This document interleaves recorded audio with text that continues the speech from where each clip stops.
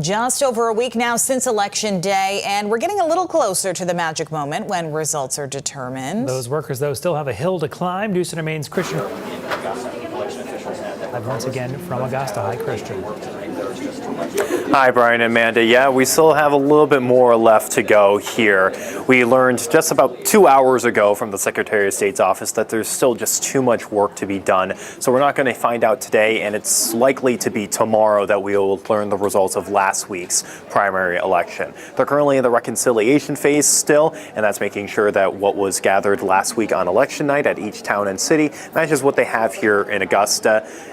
It was about 2 hours ago that we also learned that they had to send law enforcement to South Berwick to collect the physical paper ballots there because the numbers they had here in Augusta weren't quite adding up. So they're going to bring those here, scan them, upload them, make sure everything works here physically in Augusta. It's a slow, tedious process. We don't quite know when tomorrow we're going to be able to see those results. But we're speaking with Secretary of State's office, Kate McBrien. She was telling us more about this slow but tedious process.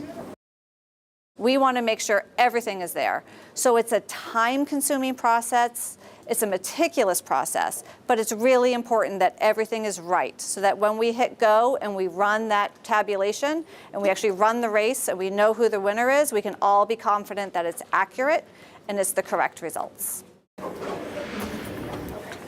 Typically, we would see the workers here stop working at 5 o'clock, but they actually just got some nourishment, some pizza to be able to carry them through as they're going to work a little bit later today.